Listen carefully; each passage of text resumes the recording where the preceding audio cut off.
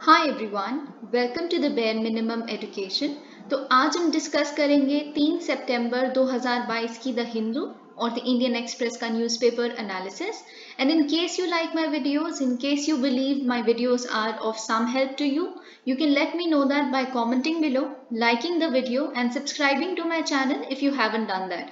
Okay, let's get started. तो पहला editorial जो पहला आर्टिकल हम डिस्कस करेंगे, बेसिकली ये इंडियन एक्सप्रेस का एक आर्टिकल है।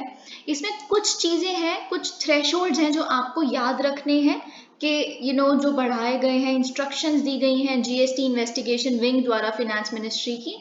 इससे रिलेटेड अगर आपको याद होगा, अगर आप रेगुलर फॉलोअर हैं मेरी वीडियोस के, तो मैंने आपके साथ 10 से 15 दिन पहले एक कस्टम्स एक्ट के तहत भी कुछ थ्रेशोल्ड बढ़ाया गया है, 20 लाख से 50 लाख ऐसा कुछ।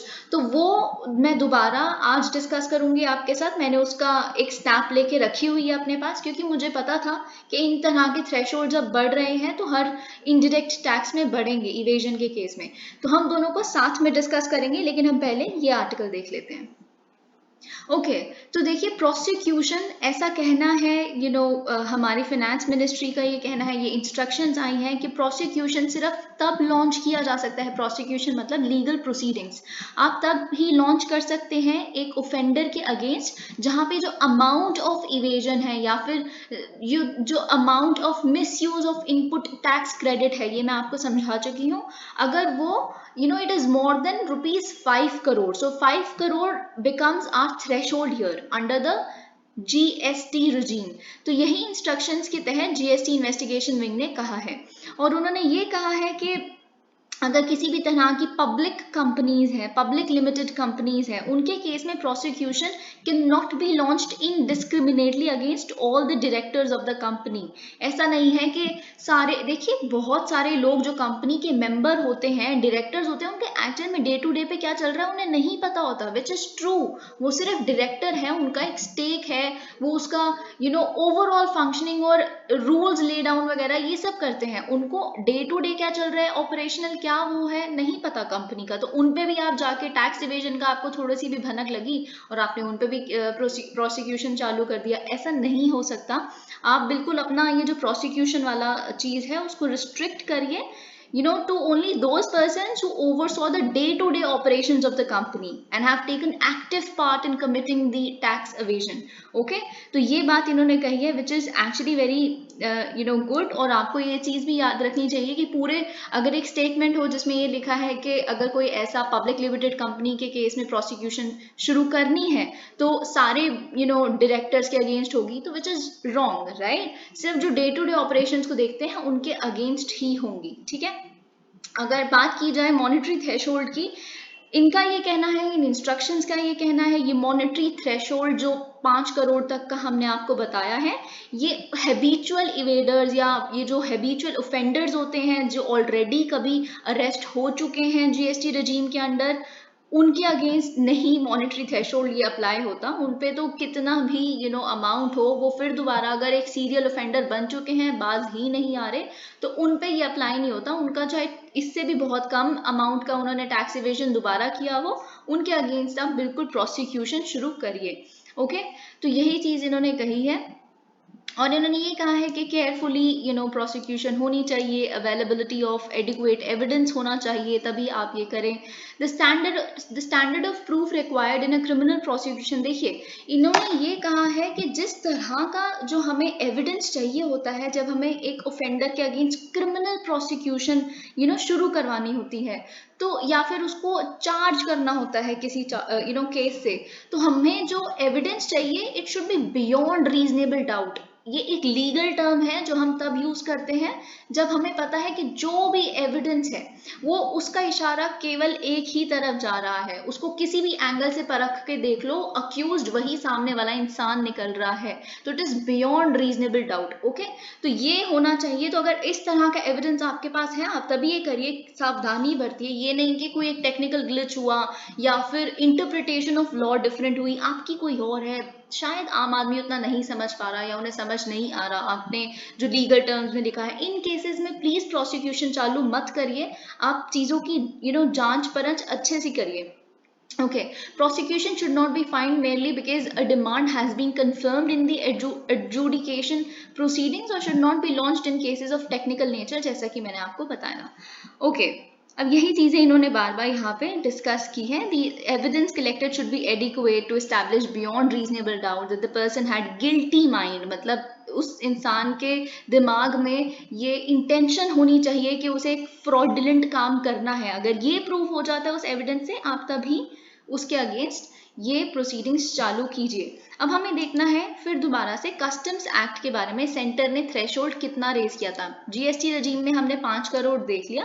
तब हम ये देखते हैं. देखिए, गवर्नमेंट ने रेज किया था threshold for prosecution and arrest under customs act. मैंने आपको बताया था कस्टम्स ड्यूटी क्या होती है, इंपोर्ट ड्यूटी क्या होती है. देखिए, कस्टम्स ड्यूटी हर तरह की इंटरनेशनल ट्रांजैक्शन यानी कि इंपोर्ट और एक्सपोर्ट दोनों के केस में लगती है. और जो इंपोर्ट ड्यूटी है वो सिर्फ और सिर्फ इंपोर्टेड प्रोडक्ट्स पे लगती है, राइट.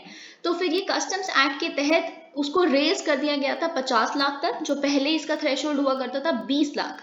किसके लिए? For smuggling and illegal imports of goods and baggage.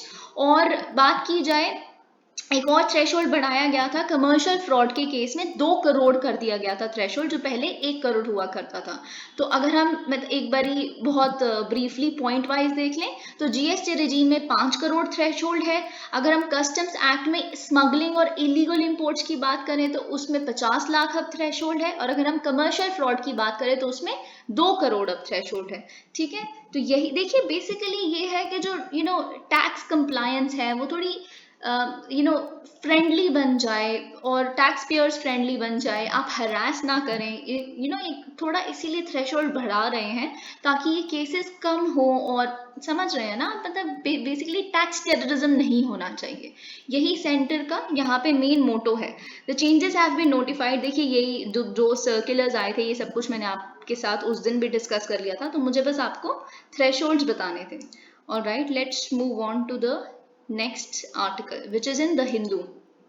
Okay, this is again something very important and you will have to remember this, but I will tell you a very lucid understanding of this concept as well. Okay, अब देखिए, कुछ economist का, कुछ traders का ये कहना है, कुछ एनालिस्ट का जो ये कह रहे हैं कि जो इंडिया यूएस इन्फ्लेशन डिफरेंशियल है वो काफी सही चल रहा है. मतलब जो अभी रुपये इतनी डेप्रिशिएट कर रही है यूएस डॉलर के अगेंस्ट, वो हमारी कंट्री को एक डिसएडवांटेजियस पोजीशन पे नहीं रखेगा इन द लॉन्ग रन.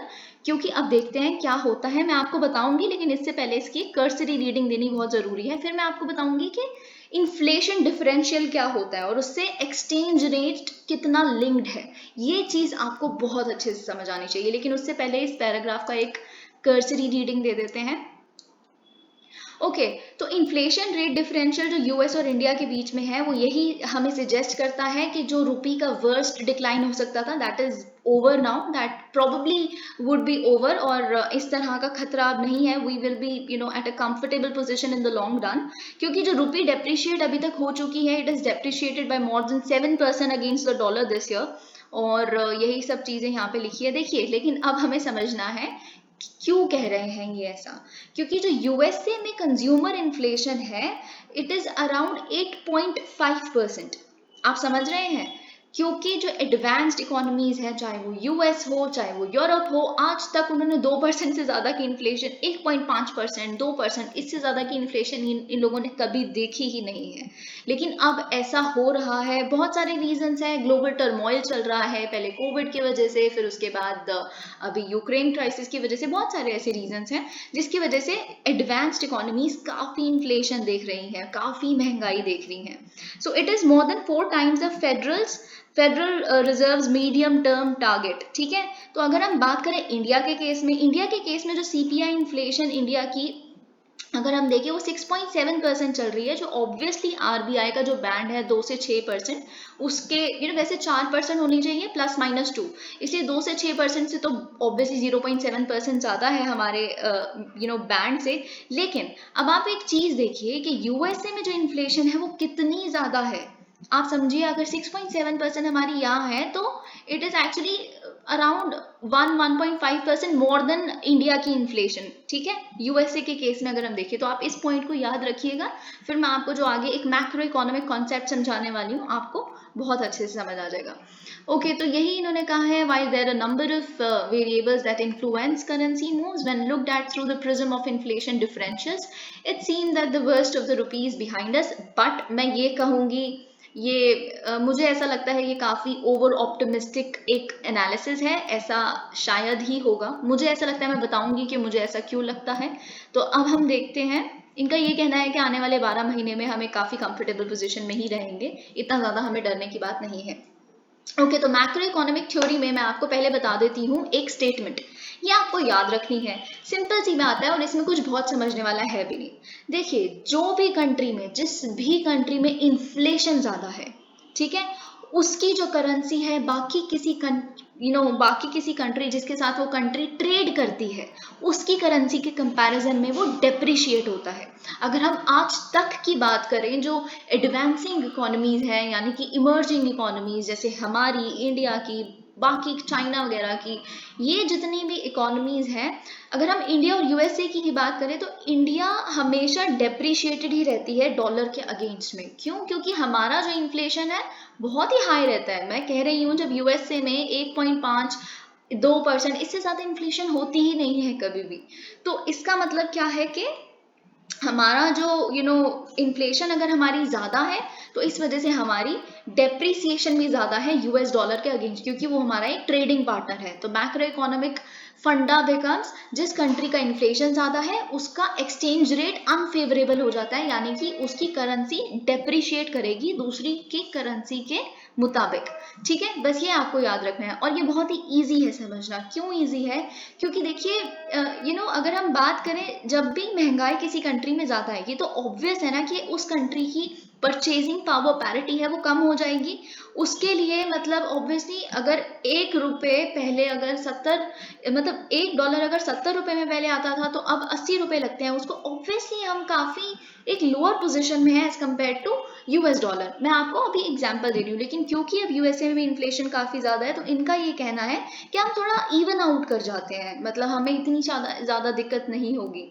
लेकिन अब जैसा कि मैंने यहाँ पे, अगर आप देख सकते हैं, लिखा है, now we are seeing a very rare moment in economic history, in our economic history. क्योंकि पहले तो क्या होता था, इन्फ्लेशन रेट डेवलप्ड इकोनॉमीज की ज़्यादा हुआ करती थी और डेवलपिंग की पहले तो वो डेवलप्ड इकोनॉमीज की कम हुआ करती थी इन्फ्लेशन रेट, और अब हमारे यहाँ पे मतलब कम है और वहाँ पे ज़्यादा है।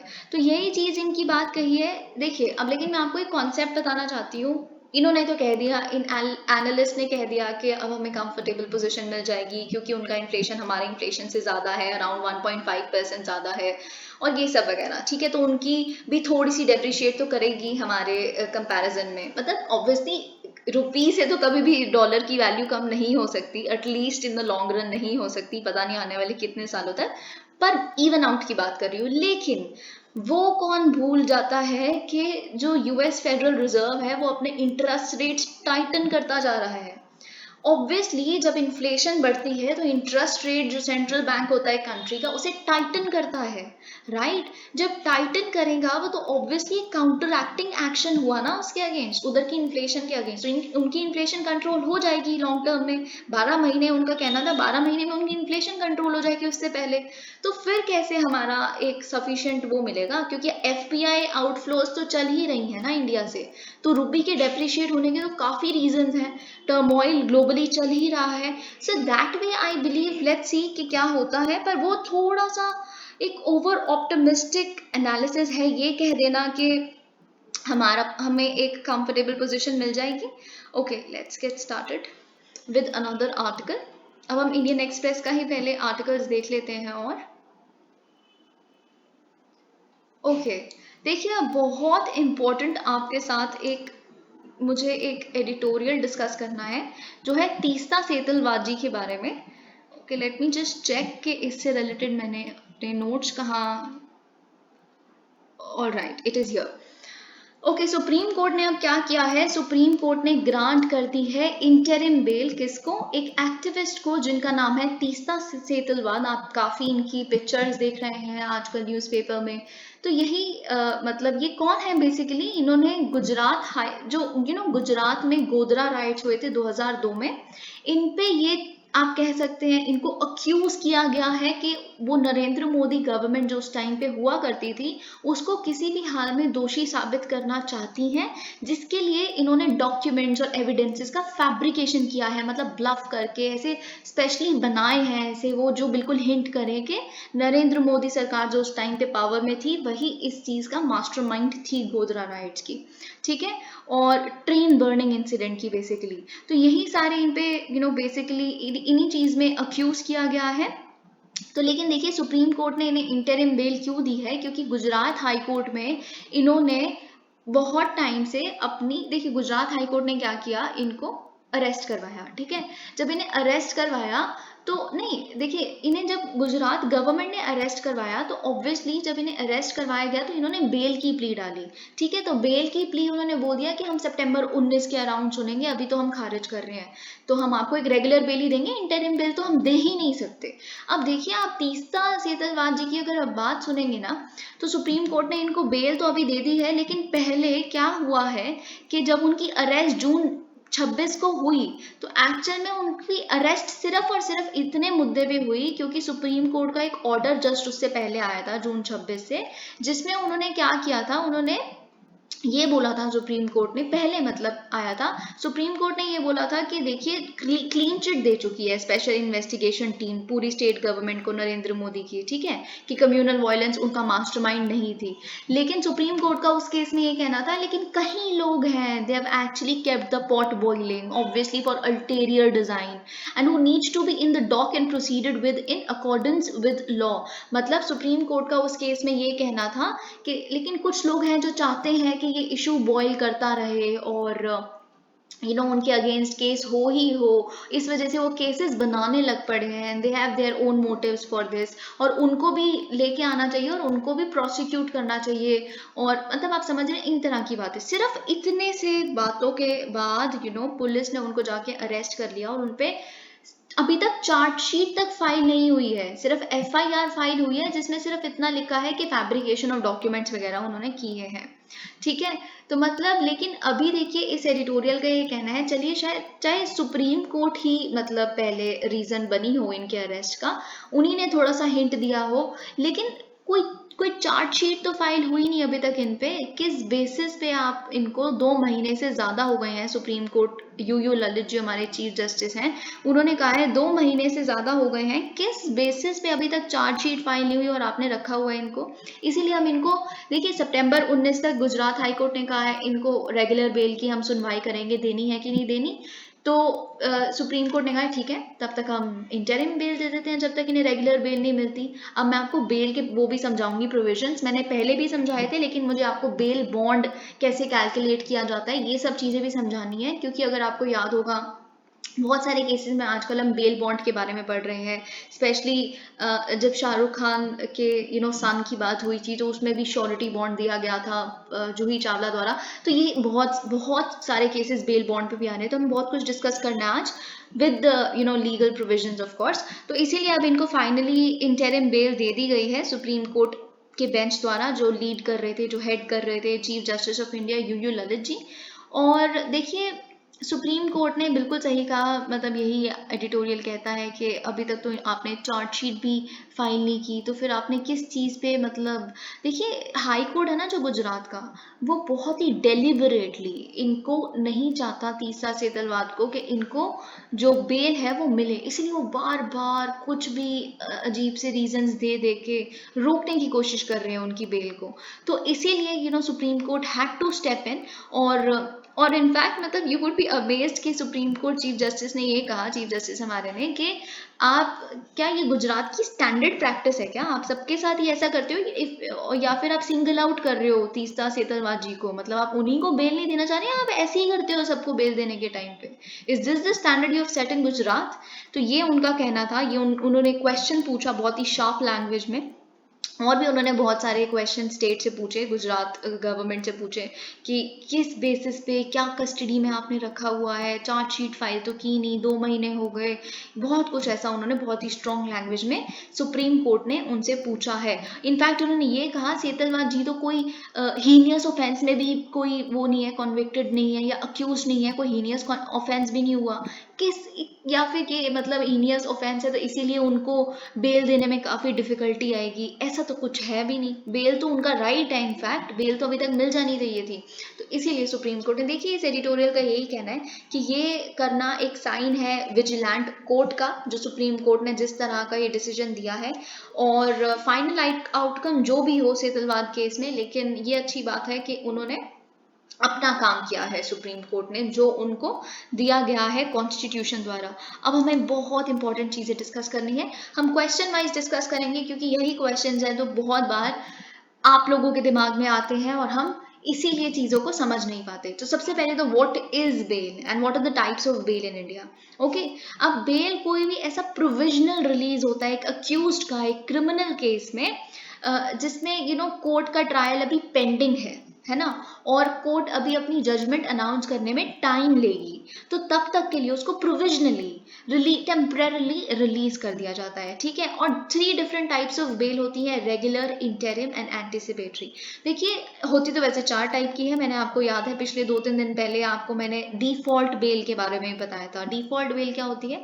डिफॉल्ट बेल तब होती है जब पुलिस ने इन्वेस्टिगेशन ही नहीं करी है 90 दिन तक कोई इन्वेस्टिगेशन ही नहीं हुई आपके केस में, then by default you are released, you get statutory bail in that case because bail is your right in that case, you are not wrong। okay, तो वो मैं आपको बता देती हूँ, बाकी हम देखते हैं। now what is interim bail? Interim bell जो अभी तीसरा सेतलवाद जी को दी गई है, देखिए ये बहुत ही छोटे पीरियड के लिए दी जाती है। अब मैंने आपको बताया सितंबर 19 को उनकी सुनवाई होगी कि उन्हें रेगुलर या एंटिसिपेटरी बेल दी जानी है कि नहीं। तो अगर बाय चांस उन्हें सितंबर 19 को रेगुलर बेल मिल जाती है, तो आज क्या है सितंबर 3 से सितंबर 19 तक का बहुत छोटे से पीरियड के लिए उनको तब तक के लिए रिहा कर देना, मतलब इंटरिम बेसिस पे, जब तक आपको रेगुलर या anticipatory bell court of law नहीं दे देते तब तक के लिए आपको रिहा कर देना, ठीक है। What is anticipatory bell? देखिए अगर एक इंसान के पास ऐसा रीजन है to believe that he or she may be arrested for non bailable offence, he or she may apply to sessions court or high court for an anticipatory bail, praying that in the event of arrest he or she shall be released on bail। समझ रहे हैं? Anticipate करना, जो होने वाला है उसको पहले ही उसकी भनक लग जाना, इज कॉल्ड एंटिसिपेशन, राइट। तो आपको ये भनक है कि आपको एक नॉन बेलेबल ऑफेंस, देखिए नॉन बेलेबल और बेलेबल ऑफेंसेस भी हम देखेंगे आज, जो आपके लिए जानना बहुत ज़रूरी है, ठीक है। आप चाहें, मैं सच में चाहूँगी कि आप इन सारी जो मैं शायद 15 शीट्स अभी दिखाऊंगी, आप उनके स्क्रीनशॉट लें, मैं चाहूँगी, बाकी आपकी मर्जी है क्योंकि ये सब कुछ बहुत इंपॉर्टेंट है, ठीक है। तो अगर हम बात करें एंटिसिपेटरी बेल की, एंटिसिपेटरी बेल ये होती है जब हमें पता है कि हम एक नॉन बेलेबल ऑफेंस में शायद आने वाले टाइम में अरेस्ट किए जाएंगे, तो जब अरेस्ट किए जाए तब हमें बेल पे रिलीज ही किया जाए, तब हम एंटिसिपेटरी बेल के लिए उससे पहले ही अप्लाई कर देते हैं, ठीक है, एक सेशंस कोर्ट में या हाई कोर्ट में। अब हम बात करते हैं कि क्या एंटिसिपेटरी बेल को कैंसिल किया जा सकता है, तो ये बात की गई है। तो yes, the answer is yes, कि जब ग्रांट कर रहे होते हैं एक एंटिसिपेटरी बेल को हाई कोर्ट या सेशंस कोर्ट, वो काफ़ी टर्म्स एंड कंडीशंस अप्लाई करते हैं, जिन्हें अगर आपने फ्लाउट किया, जिनका आपने उल्लंघन किया है ना, तो फिर कोर्ट में कैंसिल सच एंटिसिपेटरी बेल, ठीक है। जब तक आप अरेस्ट होने तक का जो पीरियड बचा आप उसमें उन कंडीशंस को एनहिलेट करते हो, उन कंडीशंस को फॉलो नहीं करते, तो आपकी एंटिसिपेटरी बेल कैंसिल हो जाती है, और फिर जब आप अरेस्ट किए जाओगे आप बेल पे रिलीज नहीं करोगे, आप जेल ही जाओगे, ठीक है। Secondly, on receiving an application either by a complainant or the prosecution, the anticipatory bail may be cancelled if the court finds it necessary। Okay, इस केस में भी कैंसिल की जा सकती है। Do I need to get a regular bail when I already have an anticipatory bail? क्या हमें regular bell लेने की ज़रूरत है जब हमें ऑलरेडी एक एंटिसिपेटरी बेल मिली हुई है? नो, मतलब अभी हम देखते हैं, मैं आपको एग्जाम्पल के साथ समझाऊंगी।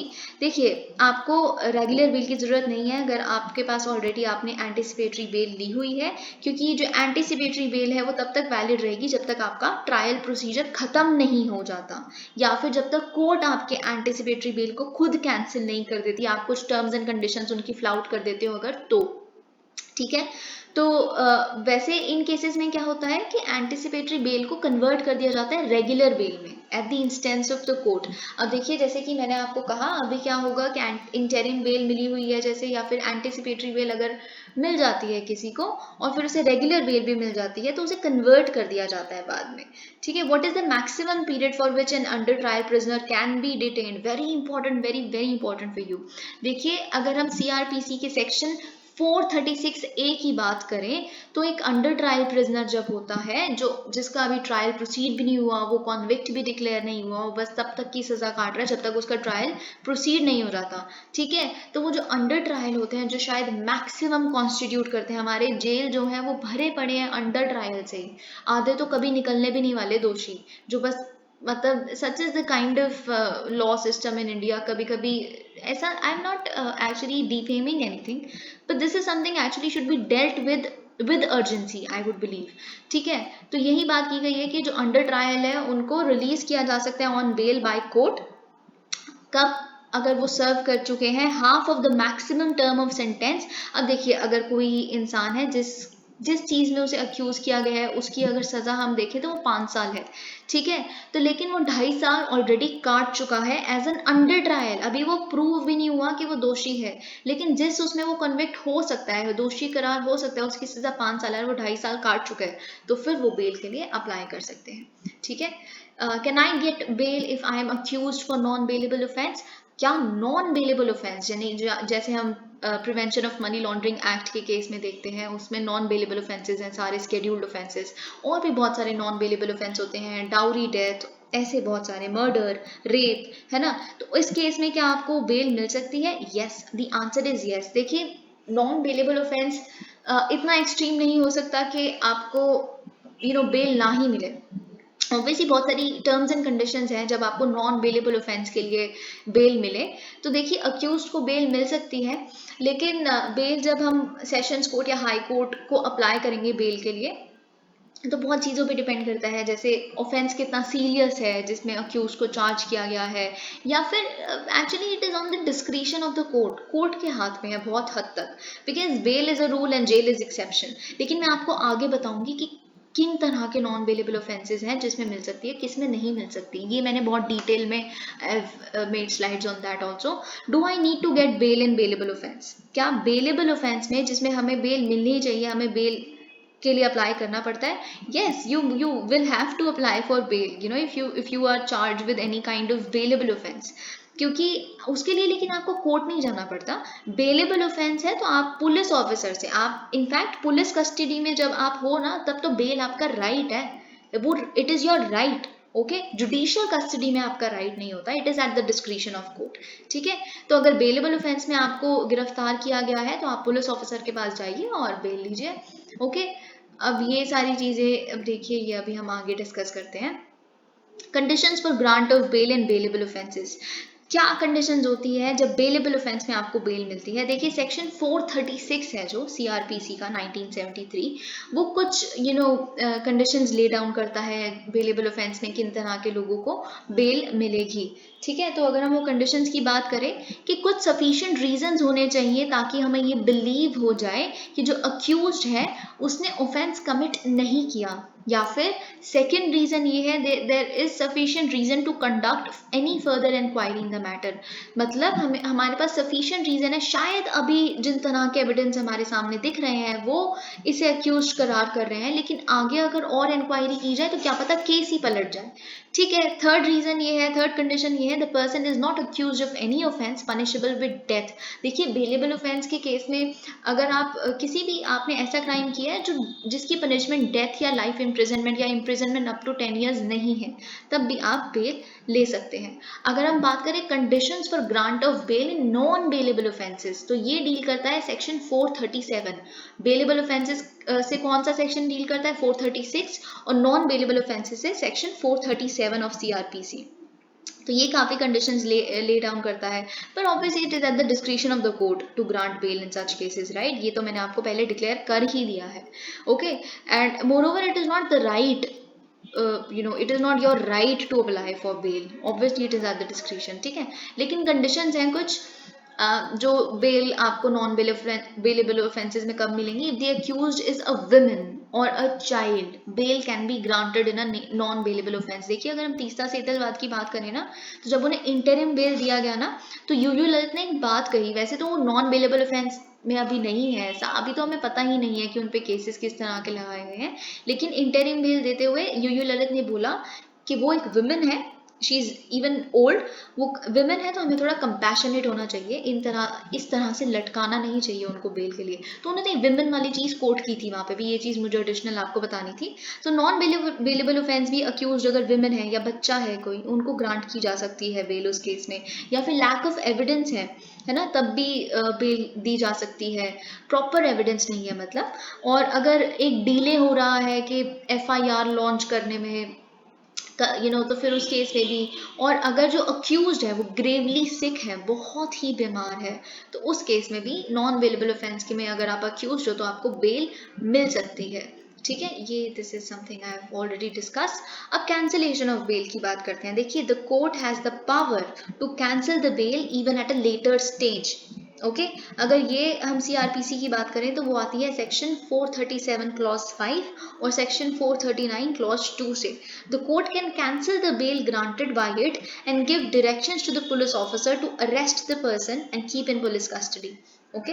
अगर वो उनकी टर्म्स एंड कंडीशंस को फ्लाउट करता है कोई भी, तो वो कैंसिल कर सकते हैं, ठीक है। बेलेबल ऑफेंसेस की अगर हम बात करें तो जैसे मैंने बताया था सेक्शन 436 इससे डील करता है, और जो अक्यूज्ड है वो उनका he or she is entitled for a bail as a matter of right and a statutory duty is imposed upon the police officer as well as the court. तो अगर एक स्टेटमेंट है जिसमें लिखा है कि the statutory duty is imposed only on the police officer, तो it is wrong, क्योंकि पुलिस ऑफिसर और कोर्ट दोनों पे ही स्टैट्यूटरी ड्यूटी होती है, क्योंकि कौन सा स्टैट्यूट ये ड्यूटी लगाता है? सीआरपीसी लगाता है, ठीक है।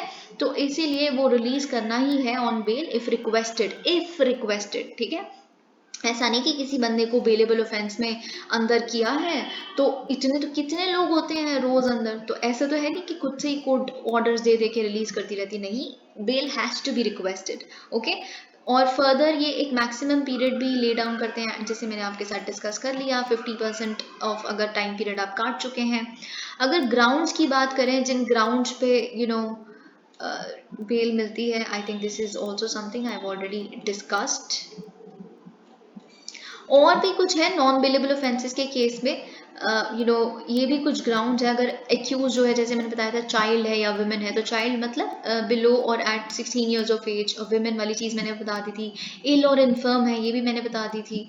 और अगर एक स्टेटमेंट है कि नॉन बेलेबल ऑफेंस अगर किसी हैबिचुअल ऑफेंडर ने किया तो उसको बेल कभी ही नहीं मिल सकती, ये भी गलत है, क्योंकि बेल मिल सकती है but only and only for special reasons. Special reasons क्या हो सकते हैं? आप समझिए कि उनके घर में किसी का देहांत हो गया है अगर, तो उन्हें जाना पड़ेगा, ऑब्वियसली आप बेल उन्हें दे सकते हैं। या फिर एक हैबिचुअल ऑफेंडर, उसकी तबीयत बहुत ज़्यादा ख़राब हो गई, तो उन्हें भी आप बेल दे सकते हैं, नॉन बेलेबल ऑफेंस चाहे उन्होंने कमिट किया हो। या फिर घर में उनकी बेटी की शादी है, तो वो वैसे कोर्ट की डिस्क्रिशन पे डिपेंड करता है, पर कुछ स्पेशल रीजंस के लिए उन्हें भी मिल सकती है, ठीक है ना। Only a police officer who is the office in charge can release the accused under section 437 clause 1, okay. अगर हम बात करें, alright, okay, what is it? In the bail hearing, the magistrate will refuse the bail application if the person is guilty for an offence punishable with death, imprisonment with life, or imprisonment for 7 years or more.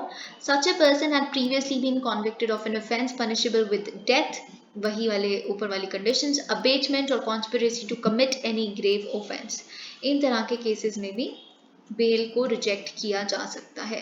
अगर हम बात करें bell की procedure क्या है, पूरा bell का procedure क्या है, देखिए अगर आप एक नॉन बेलेबल ऑफेंस में एक बेल के लिए अप्लाई करना चाहते हैं अंडर सेक्शन 437, ठीक है, या फिर आप मैजिस्ट्रेट के पास या हाई कोर्ट के पास या फिर सुप्रीम कोर्ट के पास आप बेल के लिए अप्लाई करना चाहते हैं अंडर सेक्शन 439, तो अगर बेल आपके साथ आप अप्लाई कर देते हैं और ग्रांट हो जाती है following the hearing, the accused is liable to pay the bail amount, जो मुझे आपके साथ डिस्कस करना है after signing the bail bond. Now what is bail bond? It is basically a document in which the accused and one or more sureties guarantees have to pay the amount fixed by the court, and that the prisoner will attend the hearing of the charges against him once released on bail. ठीक है, तो ये सब कुछ होता है. अब देखिए मैं आपको बताऊं कि श्योरिटी कौन होती है. श्योरिटी जैसे मैंने बताया था कि आर्यन खान के केस में जो श्योरिटी बॉन्ड जिसने सबमिट किया था, जो बेल बॉन्ड श्योरिटी बॉन्ड नहीं था वो एक्चुअली वो थी, मतलब जूही चावला एक श्योरिटी की तरह उन्होंने एक्ट किया था, because she is a friend of Shahrukh Khan and then she was there to give some amount on her part and take guarantee of her friend's son Aryan. So इस केस में आप इस चीज से याद रख सकते हैं कि श्योरिटी भी एक या एक से ज़्यादा इंसानों की ज़रूरत पड़ सकती है उस बच्चे की या उस इंसान की गारंटी लेने के लिए कि आगे कोई भी ऐसी चीज़ वो नहीं करेगा. ठीक है, तो इन तरह की बातें. अब देखिए वैसे तो it is too vast concept. अगर हम बात करेंगे बेल अमाउंट की कैलकुलेशन कैसे होती है, अगर बाई चांस एक और मैं बात बता देती हूँ आपको, अगर जो अक्यूज्ड है वो नहीं पे कर सकता बेल बॉन्ड को प्रॉपरली, मतलब वो खुद से पे नहीं कर सकता, तो उसका जो अमाउंट है वो भी श्योरिटी पे कर सकती है. ठीक है, जो भी श्योरिटी पार्टी होगी वो उनका भी हिस्से का पे कर सकते हैं. ठीक है, वैसे तो अक्यूज और श्योरिटी दोनों को ही अपना अपना अमाउंट पे करना पड़ता है. ठीक है, अगर हम बात करें कि बेल अमाउंट है, it is fixed depending upon the following conditions. These are the conditions you must remember. These are 3-4 conditions, right? Seriousness of the crime in terms of injury caused to the others. ठीक है, दूसरा है accused की पिछला past criminal record. ठीक है, उस पर भी डिपेंड करता है. अगर हम थर्ड बात करें कि पॉसिबल डेंजर्स क्या होंगे अगर उनको रिलीज कर दिया जाए बेल पे, तो सोसाइटी को कितना डेंजर कॉज करने की संभावना है. चौथा ये है कि accused ties to the community, family and employment. This is something आपको कोई नहीं बताएगा, आपको लगेगा ये क्या फनी सा स्टेटमेंट लिख दिया है, क्या लेना देना है एम्प्लॉयमेंट में, एम्प्लॉयर से उसका क्या रिश्ता है, या उसके कलीग से क्या रिश्ता है, या कम्युनिटी से कैसा रिश्ता है, या फैमिली में वो अच्छा है कि नहीं है, ये कौन सा मैटर है मतलब. लेकिन ये है, ये सीआरपीसी में मेंशन है बेल अमाउंट को कैलकुलेट करने का ये condition. So you must remember this. Okay, let's move on to the next article.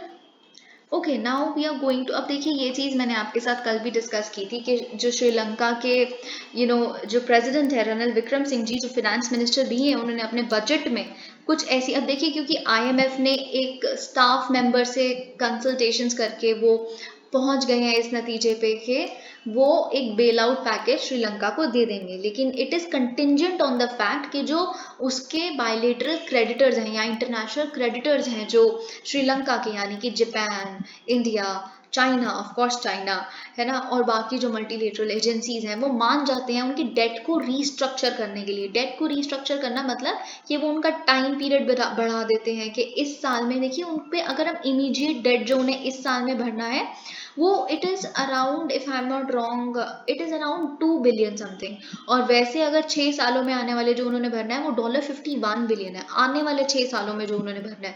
तो अगर वो 6 साल से बढ़ के वो 10-15 साल या 20 साल उनका टाइम उन्हें मिल जाता है, तो फिर इमीडिएट उनके सर पे कोई चीज़ नहीं है, बस इकोनॉमी को रिवाइव करने का उनके सिर पे जिम्मा आ जाता है. तो अगर सारे क्रेडिटर जो जिन्होंने भी उनको लोन दिया है वो इन चीज़ पे मान जाते हैं तो ही ये बेल आउट पैकेज उनको मिलेगा. तो इस एडिटोरियल का ये कहना है कि बेल आउट पैकेज उसके लिए जापान ने ऑफर तो की है सारी क्रेडिटर्स की मीटिंग. इंडिया तो ऑब्वियसली, मतलब इंडिया ने अपनी एक डिमांड रखी है. देखिए, इक्वालिटी और ट्रांसपेरेंसी होना चाहिए. हम भी क्रेडिटर हैं, चाइना भी क्रेडिटर है, जापान भी क्रेडिटर है. ठीक है, तो इंडिया और जापान को कहीं मतलब ऐसे दबाया जाए, हमारे अगर कोई रीस्ट्रक्चर करने की डेट में अगर हमारा कोई से है उसको दबाया जाए जस्ट बिकॉज चाइना एक बड़ा क्रेडिटर है, इस तरह की बातें हम बर्दाश्त नहीं करेंगे.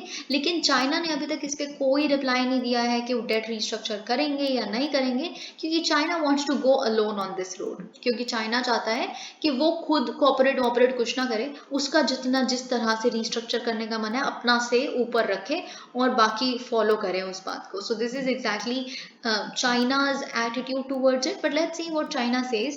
यही इसमें बात की गई है. और इसमें देखिए जैसे मैंने आपको कल बताया था कि किन तरह के चेंजेस किए गए हैं.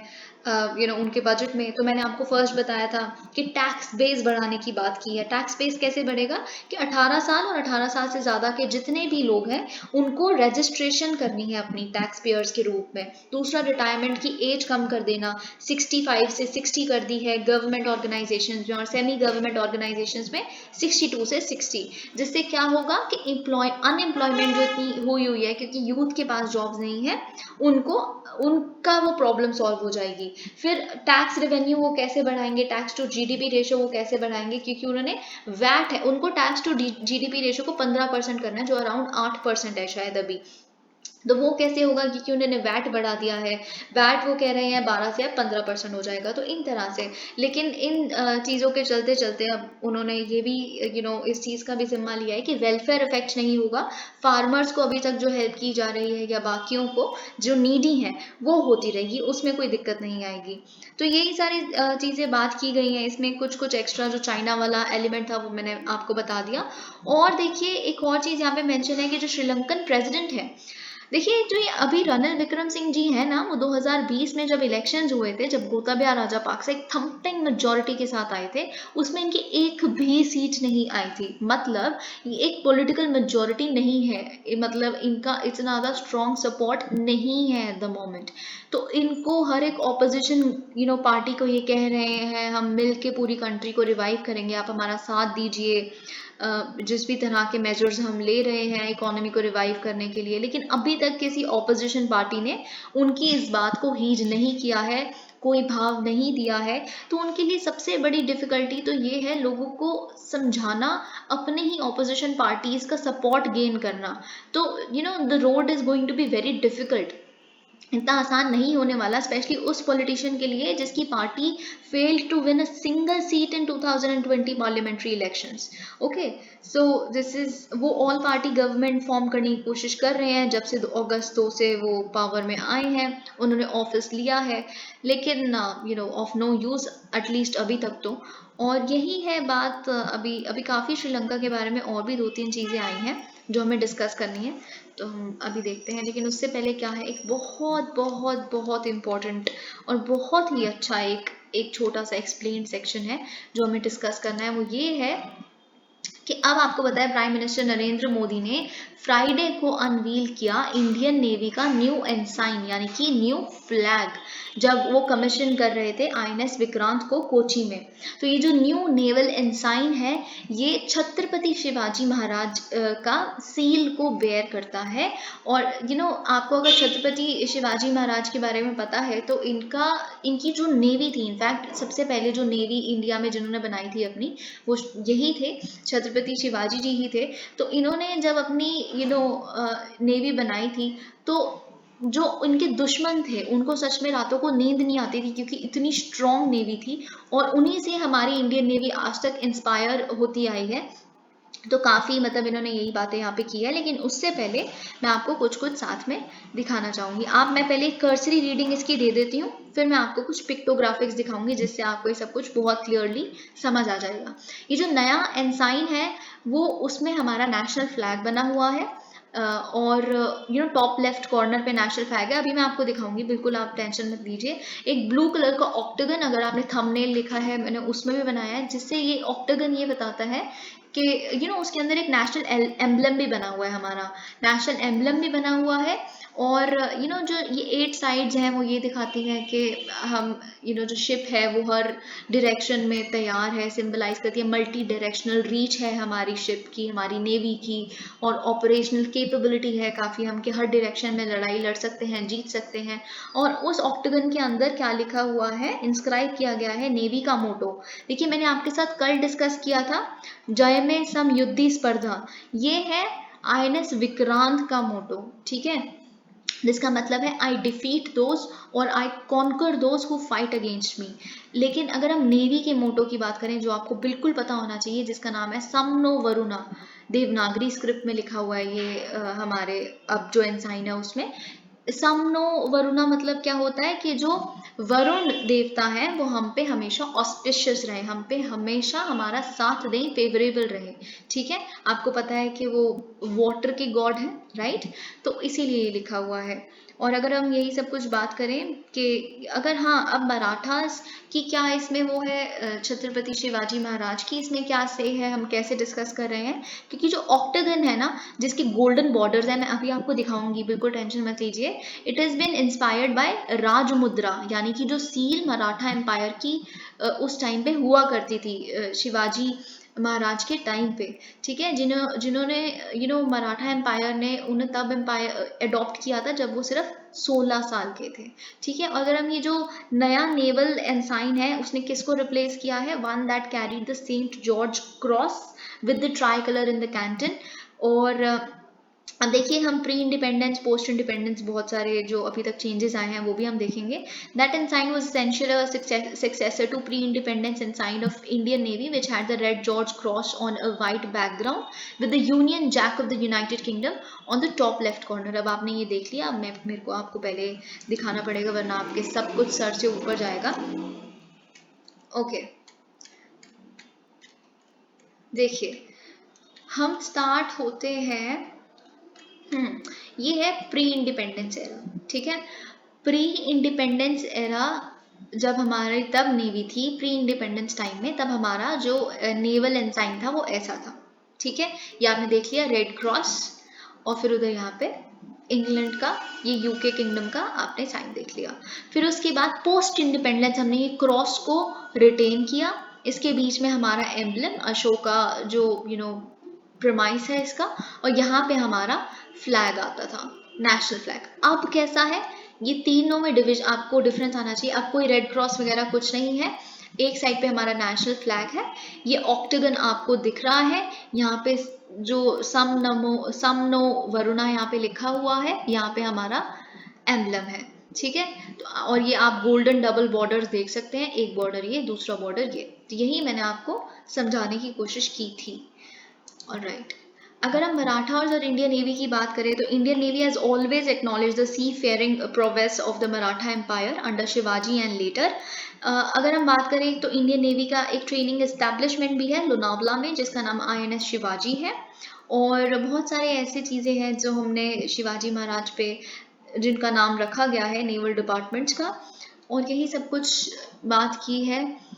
और राइट, देखिए शिवाजी महाराज का एक कहना था, उनका ये कहना था, उनकी मिलिट्री बिलीफ पे, जो उनकी नेवल विंग थी मिलिट्री की, उनका ये बिलीफ था, जल में व यस्य बल में व तस्य, मतलब जिसकी ट्रांसलेशन हम करें तो he who rules over the seas is all powerful. और यही इंटरनेशनल रिलेशंस की, अगर मैं आपको थ्योरी एक बारी मैंने आपको बताई थी कि USA का यही फंडा है, अगर फ्री ट्रेड और नंबर 1 इकोनॉमी, नंबर 1 पावर बनना है तो हमेशा उन्हीं का कंट्रोल होना चाहिए हर सी पे। और जो चाइना थ्रेटन करने की कोशिश कर रहा है साउथ चाइना सी में, इंडो पैसिफिक में, और बहुत सारी और जगहों पे। Okay, I hope you got my point. अब हमें देखना है, I think I am done with all kind of. Okay, अब हम द हिंदू के सारे जो आर्टिकल्स हैं उसको एक एक करके डिस्कस करते हैं। Okay, I would want to keep things brief as long as possible because बाकी चीज़ें जब आई थिंक मैं कल आर्टमस के बारे में डिस्कस करूंगी, तो अगर आप आर्टमस के बारे में जानना चाहते हैं, जो नासा का एक मून मिशन है, तो आप कल की वीडियो देख सकते हैं। India to host Quad senior officials meeting next week new Delhi क्या करने वाला है, ऑफिशियल लेवल पे एक मीटिंग करने वाला है क्वाड ग्रुपिंग की, यानी कि US, जापान, ऑस्ट्रेलिया की, जो एक first such kind of meeting होगी सीनियर ऑफिसर्स के बीच में, SOM सीनियर ऑफिसर्स मीटिंग। और ये फर्स्ट सच मीटिंग जब से ताइवान स्ट्रेट क्राइसिस शुरू हुआ है तब से लेके अभी तक, ऐसा नहीं है कि पहली बार हो रही है, नो नॉट लाइक दैट। और यही सारी बातें यहाँ पे लिखी है। देखिए इंडिया ना इन बैलेंसिंग, आप इस चीज़ को समझ, जो चीज़ें जिस तरह से इवॉल्व हो रही है ना, कैसे इंडिया, देखिए India is friend of everyone, right? India is very smart and very nice to everyone. Okay, smart कैसे है, क्योंकि इंडिया हर जगह के फेवर लेने जानता है। यही हमने कोल्ड वॉर के टाइम पे किया था, यही हम आज तक करते हैं। हम, जैसे आप देख रहे हैं, हम रशिया के सबसे अच्छे दोस्त हैं, सबसे पुराना दोस्त हमारा रशिया है ना? लेकिन हम रशिया के साथ साथ हम उनसे ऑयल मंगवा रहे हैं, हम शंघाई कोऑपरेशन ऑर्गेनाइजेशन में भी है, फिर हम यूएसए को बार बार कन्विंस कैसे करें कि नहीं आप हमारे न्यू पार्टनर हो और हम आपको वैल्यू करते हैं। वो हम इन तरह की मीटिंग्स में पार्टिसिपेट करके करते हैं। जो क्वाड का एसओएम मीटिंग है जिसे हम होस्ट करने वाले हैं सितंबर 5 से 6 के बीच में, ये एक बैलेंसिंग एक्ट है क्योंकि शंघाई कोऑपरेशन ऑर्गेनाइजेशन में mister Modi is going to travel for that summit in Uzbekistan in mid सितंबर। तो उससे पहले हम ये अपना थोड़ा निपटाना चाहते हैं कि हम नहीं, आपके भी फ्रेंड हैं उनके भी फ्रेंड हैं, बट ऐसा कुछ ऑफेंड होने की जरूरत नहीं है। Vikrant is a reflection of self reliant India, mister Modi. PM Modi का ये कहना है कि जो आईएनएस विक्रांत है, ऑब्वियसली कहना क्या है, दिस इज सच, है ना, कि वो हमारा आत्मनिर्भर भारत का प्रतीक है, सेल्फ रिलायंट इंडिया, क्योंकि वो इंडिजिनसली बिल्ट एयरक्राफ्ट कैरियर है। मैंने बहुत डिटेल में कल की वीडियो में ये सब कुछ डिस्कस किया है, तो आप जाके देख सकते हैं towards the end of my video, that is the last article I have actually discussed in that video, तो आप देख सकते हैं। अब कुछ एथिक्स के एग्जाम्पल्स, 2-3 एग्जाम्पल्स हैं जो मुझे आपके साथ डिस्कस करने हैं। बहुत बहुत बहुत ब्यूटीफुल एग्जाम्पल, इसी एग्जाम्पल में 2-3 एग्जाम्पल्स छुपे हुए हैं, देखते हैं कैसे। ओके, अब देखिए, counting curses by men folk to keep toxicity at bay. देखिए एक ऑर्गेनाइजेशन है, एक सेल्फी विद डॉटर फाउंडेशन, जिनके डायरेक्टर हैं, if I am not wrong, mister Jaglan. तो वैसे ये इंपॉर्टेंट नहीं है, पर मैं आपको ये बता देती हूँ, ये जो सेल्फी विद डॉटर फाउंडेशन है, इनका अभी रिसेंटली क्या कर रहे हैं, वैसे तो इन्होंने पिछले टाइम में बहुत कुछ ऐसा किया है जो मैं आपको अभी बताऊंगी तो आपको याद आ जाएगा सब कुछ। तो इन्होंने उत्तर प्रदेश को अब फ्री ऑफ अब्यूजिव लैंग्वेज करना है, क्योंकि आपको पता है वहाँ पे काफ़ी गाली गलौज है, स्पेशली मेरठ डिस्ट्रिक्ट वगैरह में काफ़ी बदनाम है ये कुछ कुछ यूपी की जगहें जहाँ पे काफ़ी बात बात पे गाली दी जाती है ना। तो ये इस फाउंडेशन ने क्या किया है, उन्होंने एक इनोवेटिव कैंपेन लॉन्च किया है जिसमें एक चार्ट चिपकाया जाएगा घरों में या फिर शॉप्स वगैरह में, और जितनी बार भी जो मेल मेंबर्स हैं वो गाली देंगे एक फैमिली में, तो उसको मार्क किया जाएगा, काउंट किया जाएगा।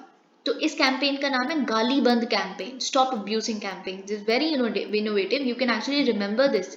ठीक है, इन्होंने स्टार्ट किया है मेरठ डिस्ट्रिक्ट से, वेस्टर्न यूपी के।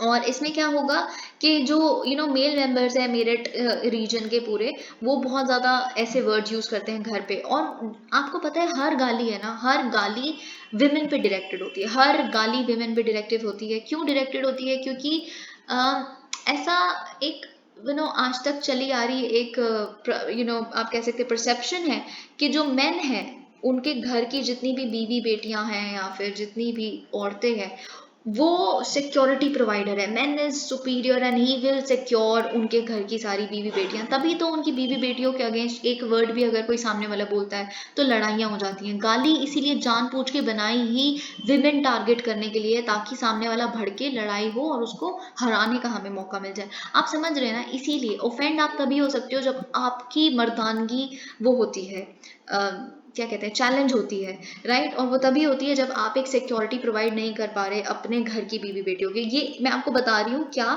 सोच है आज तक। ओके, तो इसीलिए देखिए यही इस कैंपेन का कहना है कि ये जो कस वर्ड्स होते हैं they are directed at home, whether it's mother, daughter या फिर फीमेल के प्राइवेट पार्ट्स पे। You know it very well, right, I do not have to go into that, you know it all. तो अगर हम बात करें कि अब देखिए विमेन वॉलंटियर करेंगी इसमें, और वो अपने चार्ट को अपने घर पे ऐसे चिपकाएंगी और ऐसे काउंट करती रहेंगी, तो इससे क्या होगा, देखिए आपको पता लगने लग पड़ेगा। The idea is to help them reflect on their own behaviour first at home and then in society, कि जो हम घर पे अगर गाली यूज़ नहीं करेंगे तो हम सोसाइटी में भी गालियाँ यूज़ नहीं करेंगे। तो यही चीज़ सुधार करने की कोशिश की जा रही है। और अगर हम ये सेल्फी विद डॉटर फाउंडेशन का सेकेंड एग्जाम्पल देखें, ये वही ऑर्गेनाइजेशन है जिसने Lado panchayat, I am really sorry, Lado panchayat villages में स्टार्ट की थी, जो उन्होंने स्टार्ट किया था बेटी बचाओ कैंपेन 2012 में।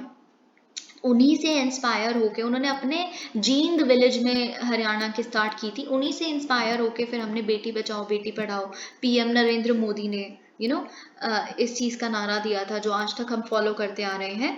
तो उन्हीं से इंस्पायर होकर उनकी काफ़ी तारीफ की गई थी। तो ये वही ऑर्गेनाइजेशन है। और अगर हम बात करें इनकी तीसरे एग्जाम्पल की, जो आपको ये भी आप याद रख सकते हो कि देखिए सबसे बड़ी बात यह है जो मेंस्ट्रुअल हाइजीन है, मेंस्ट्रुअल साइकिल है, पीरियड्स हैं, उनको लेके काफ़ी टैबुआइजेशन है, स्टिग्माटाइजेशन है हमारी पूरी सोसाइटी में। मतलब आई डोंट नो कि क्यों ऐसा है कि स्टार्टिंग से ही मेल्स से छुपाने लग पड़ते हैं या फिर लड़कियों को शर्म आती है। ऐसा क्योंकि बचपन से ही है, इसमें ना ही लड़कियों की गलती है ना ही लड़कों की गलती है, इसीलिए क्योंकि आपस में बात ही नहीं की गई है, आपस में शुरू से ही छुपाने वाला सिस्टम रहा है। इसीलिए अब इस फाउंडेशन ने क्या किया है, एक पीरियड चार्ट भी ये घर पे चिपकवाते हैं जो भी विमेन वॉलंटियर करना चाहे, जिससे क्या होता है कि जब भी मेंस्ट्रुएशन स्टार्ट होती है, पीरियड्स स्टार्ट होते हैं एक विमेन के, एक फैमिली के, तो फिर वो डेट मार्क कर देते हैं उस चार्ट में हर महीने। This is to make the male members aware of the menstrual cycle from a very young age, so that it doesn't remain a taboo anymore. Okay, I hope you get my point. तो 3 examples हमने देखे थे। पहला था कस words का chart यानी कि abuse chart, दूसरा हमने देखा था लाडो पंचायत यानी कि बेटी बचाओ, और तीसरा हमने पीरियड चार्ट देखा था। तो आप इनको उस पर यूज कर सकते हो तीनों अलग अलग तरह से। Civilisations like India, China have self esteem.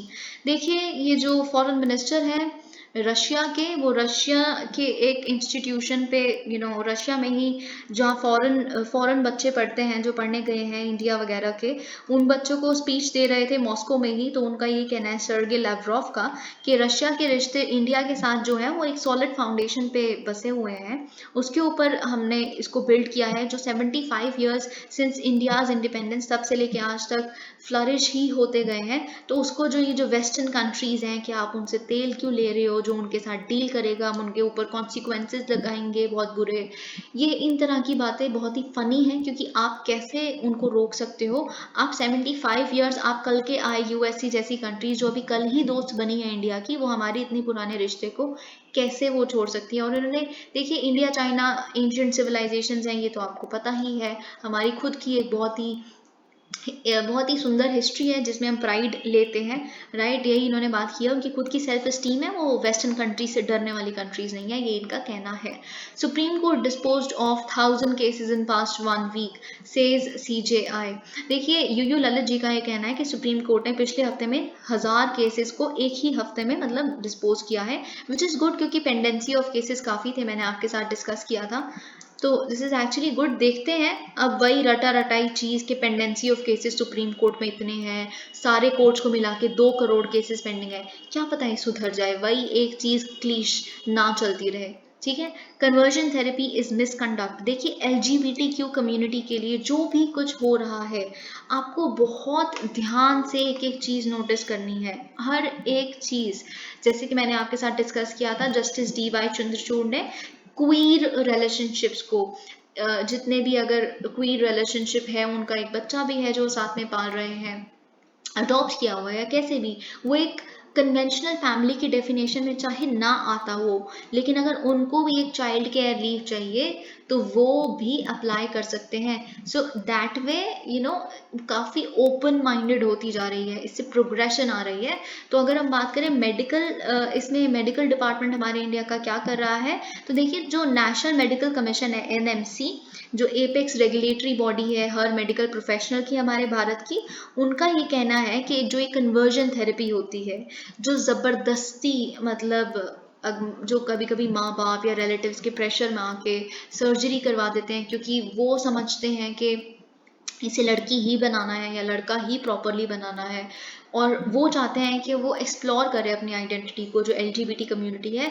तो अगर कोई मेडिकल प्रोफेशनल इन चीज़ में हेल्प करते हैं तो उसे हम प्रोफेशनल मिसकंडक्ट गिनेंगे और उनके अगेंस्ट क्रिमिनल चार्जेस भी लगेंगे। तो याद रखिएगा इस चीज़ को।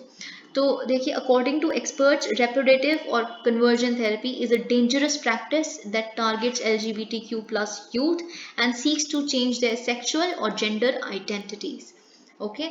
Special maternity leave in case of infant death. अगर मेरे पास आज टाइम बचा थोड़ा सा 2-4 मिनट, तो मैं दोबारा मेटर्निटी लीव का कॉन्सेप्ट आपके साथ डिस्कस करूंगी। देखिए अब तो आपको पता लग जाना चाहिए कि child care leave, maternity leave, जो मैंने उस दिन प्रॉपर गवर्नमेंट के डॉक्यूमेंट से आपको समझाए हैं, मिनिस्ट्री ऑफ पर्सोनल की क्या इसमें कंडीशंस है, रूल्स हैं, वो सब कुछ मैंने उस दिन आपको समझाया है, वो सब इम्पोर्टेंट है। अब क्योंकि इसमें एक और एडिशन आज होता है तो ये आपको याद रखना है।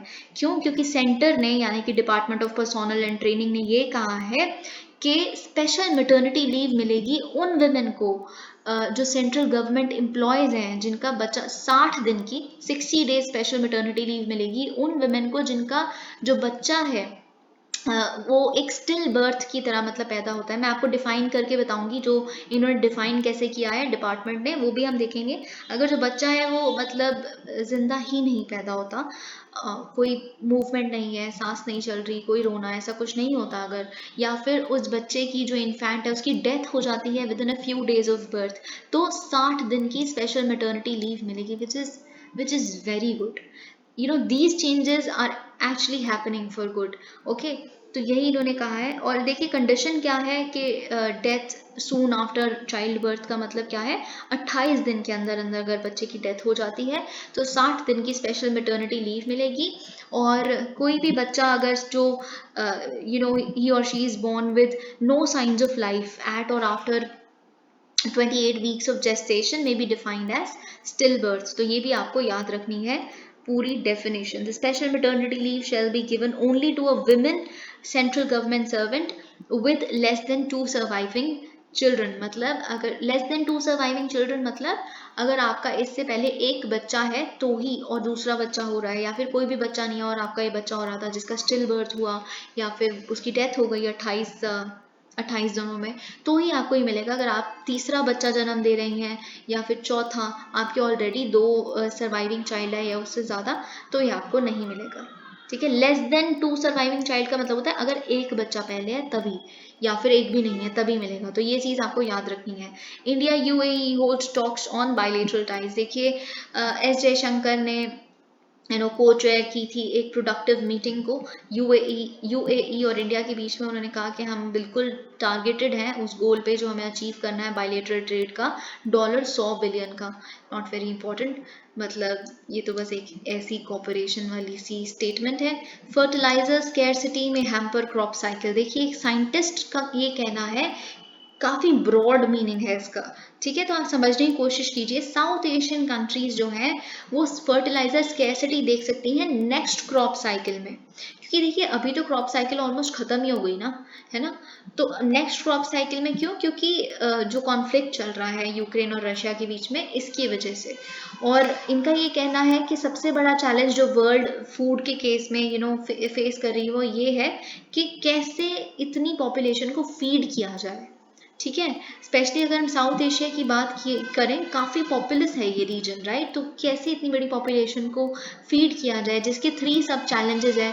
जो क्यों फूड क्राइसिस आ रहा है, क्योंकि क्लाइमेट चेंज हो रहा है। देखिए क्लाइमेट चेंज होगा, आज बाढ़ कल सूखा, जिन क्रॉप्स कैसे सस्टेन करेंगी। आप देखिए ना पाकिस्तान में क्या हो रहा है, आप देखिए श्रीलंका में क्या हो रहा है। पाकिस्तान में फ्लड्स हैं, सारी क्रॉप्स बर्बाद हो गई। वो अभी फ्लड के वाटर्स जब रिसीड कर जाएंगे, खाना कहाँ से खाएंगे वो, समझ रहे हैं ना आप। इसीलिए वो हमारे यहाँ से फूड प्रोडक्ट्स इंपोर्ट करने के लिए भी राजी होने लगे हैं। तो वहीं अगर हम श्रीलंका की बात करें, श्रीलंका ने फर्टिलाइजर्स के बैन कर दिया था, ऑर्गेनिक फर्टिलाइजर्स को बिल्कुल वो कर दिया। तो these are the kind of challenges South Asian regions are facing, और स्पेशली नेक्स्ट क्रॉप साइकिल में और ज़्यादा होगी। क्लाइमेट चेंज ये करता है, कोविड-19 की वजह से भी काफ़ी हैम्पर हुआ है, फूड क्राइसिस बढ़ा है, क्योंकि ऑब्वियसली आपको पता है कि लोगों की परचेजिंग पावर कैपेसिटी भी खत्म हुई है कोविड-19 के टाइम पे। और जो कॉन्फ्लिक्ट अब यूक्रेन रशिया की वजह से चल रहा है, तो आपको पता ही है, क्योंकि यूक्रेन और रशिया दोनों ही बहुत ही बड़े ग्रेन एक्सपोर्टर्स हैं। जैसे इजिप्ट तो अपना 50% से भी ज़्यादा यूक्रेन से इंपोर्ट करता है व्हीट ग्रेन्स को, तो आप सोचिए। तो यही सब इन्होंने कहा है। देखिए इंडिया लेकिन थोड़ा हेल्प कर सकती है कॉन्फ्लिक्ट हिट रीजन्स को, क्योंकि हम व्हीट का सरप्लस प्रोड्यूस करते हैं ऑलमोस्ट हर साल, तो हम काफ़ी हेल्प कर सकते हैं बाकी कंट्रीज़ को जो हमारे रीजन में है, जो ऐसी तरह की प्रॉब्लम से हिट है। Okay, another example from for ethics actually, जो आपको हम बार बार पढ़ते हैं, अवेयरनेस जनरेशन करिए, अवेयरनेस जनरेशन करिए, इन्वायरमेंट, इन सब चीज़ों के बारे में हम बार बार यही बोलते रहते हैं। लेकिन अवेयरनेस जनरेशन करें कैसे, कैसे बच्चों को बताएं इन्वायरमेंट की अवेयरनेस जनरेट करें।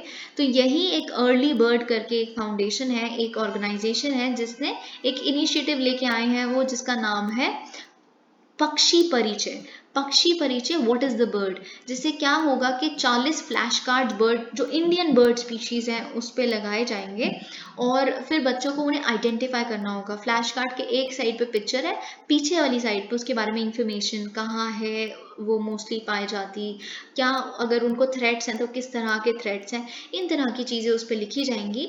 और देखिए बेसिकली बात यह है कि अपनी नेशनल हेरिटेज के बारे में बताओ। अर्ली बर्ड का ये कहना है कि जो बच्चे हैं अर्बन एरियाज के, उन्हें पता तो है बर्ड स्पीशीज के बारे में क्योंकि वो गूगल कर लेते हैं सब कुछ इंटरनेट पे, लेकिन इंटरनेट पे इंडियन बर्ड स्पीशीज नहीं होती। इंटरनेट पे कौन सी बर्ड स्पीशीज होती हैं, उनको फ्लेमिंगो पता है क्या है, उनको ये सब हमिंग बर्ड्स पता है कौन सी होती हैं, जो कि इंडियन वो नहीं है। इंडियन बर्ड इतने आम तौर पे आप नहीं देख सकते, तो उनको पता कैसे चलेगा। तो इसीलिए उनको जानना की क्या जरूरत है, उनको जानने की ज़रूरत है सन बर्ड्स कौन सी हैं, काइट्स कौन सी है, बाज कौन कौन सी होती है। तो इस तरह की अवेयरनेस के लिए नेशनल हेरिटेज में उसके लिए भी इन्होंने ये स्टेप लिया है। G7 agrees to implement price cap on Russian oil, very very important. Okay, देखिए जो ग्रुप ऑफ 7 एडवांस्ड इकोनॉमीज यानी कि G7 है, उन्होंने कहा है कि हम प्राइस कैप लगाएंगे ऑयल एक्सपोर्ट्स फ्रॉम रशिया। आपको समझ नहीं आएगा ये, इसीलिए मैं अब आपको समझाती हूँ प्राइस कैप का मतलब क्या है, ये कौन होते हैं प्राइस कैप लगाने वाले।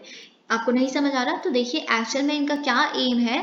ये क्या करना चाहते हैं, कॉस्ट ऑफ फिनेंस, जो उनकी फिनेंसिंग का सोर्स है, जो वो यूक्रेन में इन्वेजन कर रहे हैं उसके लिए जहाँ से पैसा आ रहा है, उसको बहुत हद तक रोकना चाहते हैं। वो कैसे रोकेंगे, लंदन जो है ना, लंदन एक मेजर ग्लोबल सेंटर है मैरीटाइम इंश्योरेंस का, जो शिप्स को और इन सब उसको प्रोवाइड करता है, ठीक है। तो अगर जब आप क्या करोगे, जब लंदन जैसी कंट्रीज हैं वो अगर शिपिंग को ही डिनाई कर देंगी रशियन ऑयल के, जो ऑब्वियसली शिप्स ही कैरी कर रही है ना रशियन ऑयल को, एक प्राइस कैप लगा देंगे कि इससे प्राइस ऊपर का अगर ऑयल आपको एक्सपोर्ट करना है तो अपनी शिप्स ही नहीं देंगे, उसको इंश्योर ही नहीं करेंगे।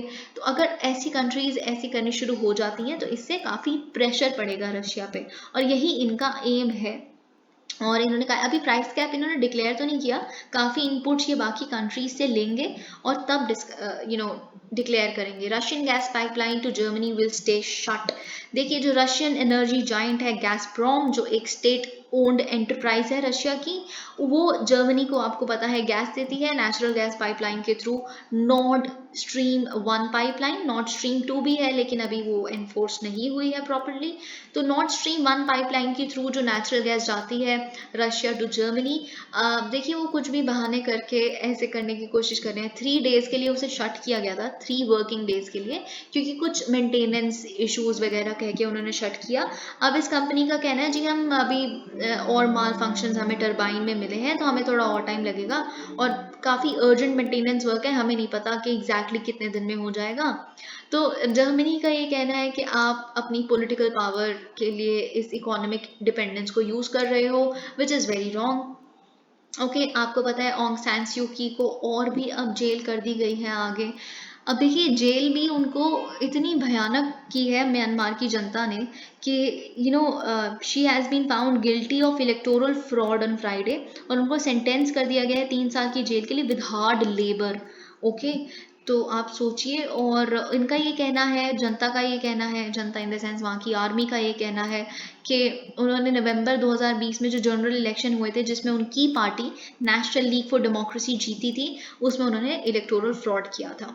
Gotabaya set to return to Sri Lanka. देखिए जैसे कि गोताबया राजापाक्सा थाईलैंड भाग गए थे, पहले सिंगापुर में उन्होंने जाके रिजाइन किया, फिर वो थाईलैंड में है, अब वो वर्चुअल प्रिजनर की तरह वहाँ रह रहे हैं।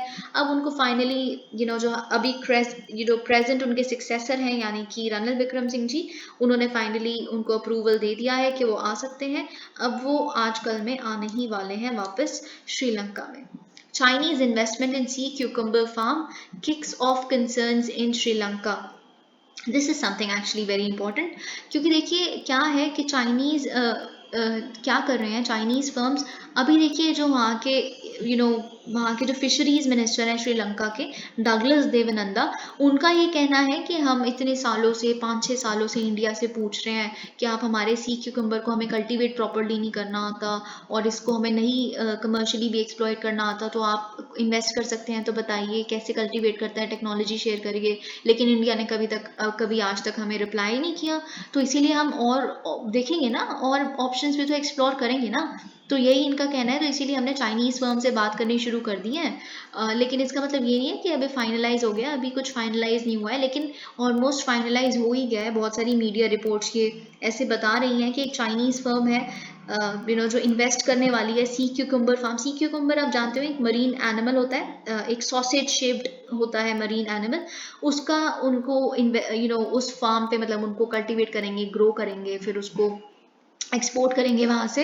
जो जाफना पेनिनसुला के पास एक क्यूकम्बर फार्म है इन पुंगुडुटिवा, वहाँ पे ये लोग उगाएंगे इन द सेंस वहाँ पे उनको ब्रीड करेंगे नेचुरली। और फिर देखिए लोकल फार्मर, जो लोकल फिशरमैन है वहाँ के, वो काफ़ी कंसर्न है, उनको लग रहा है कि वहाँ के जो लाइवलीहुड है उनका, जैसे वो फिश वहाँ पे, देखिए श्रीलंका में सी कुकुम्बर्स नहीं खाए जाते, लोकल्स नहीं खाते, बाहर वाले जो चाइना और साउथ ईस्ट एशिया की बाकी कंट्रीज हैं वही इनको खाते हैं। उनके लिए एक डेलिकेसी है जो बड़े बड़े ओकेजन्स पे सर्व की जाती है, वहाँ नहीं खाते, तो एक्सपोर्ट ही होता है सी क्यूकम्बर सिर्फ वहाँ से।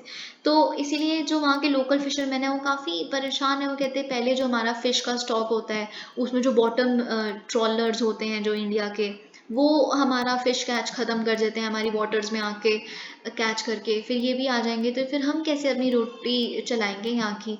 तो वो काफ़ी परेशान है। और लेकिन इस मिनिस्टर का ये कहना है ऐसा कुछ नहीं होगा, कोई उनका लाइवलीहुड इफेक्ट नहीं होगा उनके लिए, बल्कि जॉब्स ही क्रिएट होंगी लोकल्स के लिए अगर ऐसा होता है।